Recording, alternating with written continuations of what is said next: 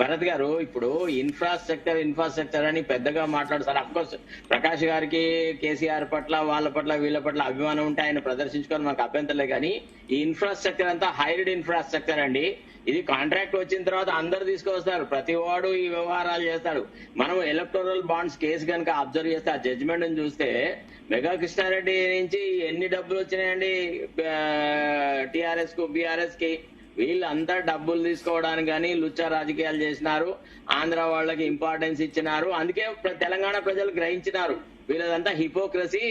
ఇష్టం వచ్చినట్టు వీళ్ళు పైకి మాత్రమే తెలంగాణ వాదం మాట్లాడతాడు, లోపల అంతా ఆంధ్ర వాళ్ళతో కుమ్ముక్కు అయి ఉన్నాడు అని. చాలా ఎంతమంది ఆంధ్ర వాళ్ళని తీసుకొచ్చి ఎంత ప్రముఖమైన స్థానాల్లో పెట్టినాడండి. అసలు ఆంధ్ర వాళ్ళకి ఆంధ్రప్రదేశ్ లో జరగనంత న్యాయం టిఆర్ఎస్ ప్రభుత్వంలో తెలంగాణలో జరిగింది. ఇది వాస్తవం అండి.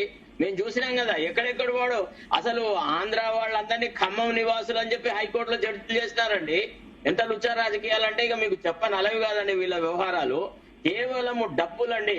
ఎక్సెప్ట్ కరప్షన్ కి వాళ్ళు చాలా సహకరించినారు కాబట్టి వీళ్ళు వాళ్ళని ఎన్నుకున్నారు. అంతకంటే ఎక్కువ లేదు. తెలంగాణలో కాంట్రాక్టర్లు లేరు, వాళ్ళకి ఇన్ఫ్రాస్ట్రక్చర్ వీళ్ళ ఓనా కాదు కదా. They have hide certain things from other places and because they are doing work elsewhere. ఇప్పుడు చేయాలనుకుంటే 150 మార్గాలు ఉన్నాయండి. కానీ బేసికల్లీ కేటీఆర్ కి ఆంధ్ర వాళ్ళతో చాలా సన్నిహిత సంబంధాలు ఉన్నాయి. It's a fact known to everybody. KTR వ్యవహారం తప్పే ఉంది. కానీ ఇప్పుడు భరత్ గారు, శరత్ గారు కూడా అద్దులు దాటి మాట్లాడుతున్నారు. అవసరం అలాంటి ఇవన్నీ శరత్ గారు మీకు? మీరు ఒక advocate, high court advocate. Last time కూడా మనకు ఈ వాగ్వివాదం జరిగింది. మీరు ఎందుకు లిమిట్ దాటి మాట్లాడతారు? ఈ ఆంధ్ర వాళ్ళు అని చెప్పి. ఇప్పుడు తెలంగాణ ప్రభుత్వంలో ఒక్క నిమిషం, మీరు హైకోర్టు లాయర్ల గురించి మీరు చెప్పండి. నాకు వాళ్ళ గురించి తెలియదు కాబట్టి వింటా నేను. బట్ ఇప్పుడు మా బరువు బాధ్యతలు అనేవి లేని వాళ్ళు ఏదైనా మాట్లాడతారు. గైరు జిమ్మగారి అంటాడు కేసీఆర్. వీరు ఇప్పుడు గైరు జిమ్మగారి మాటలు మాట్లాడుతున్నారు. ఇప్పుడు ఒక అధికారంలోకి వచ్చాక కరెంటు కోతలు లేకుండా 24 గంటలు కరెంట్ ఎట్లు ఇవ్వాలి, దానికోసం ఏం చేయాలనేది వాళ్ళకు ఉండే తపన నీకు నాకు ఎందుకుంటది? అదే విధంగా కాళేశ్వరం ప్రాజెక్ట్ ను 3 ఏళ్లలో కంప్లీట్ చేయాలనే ఆ తపన మీకు నాకు ఎందుకుంటది?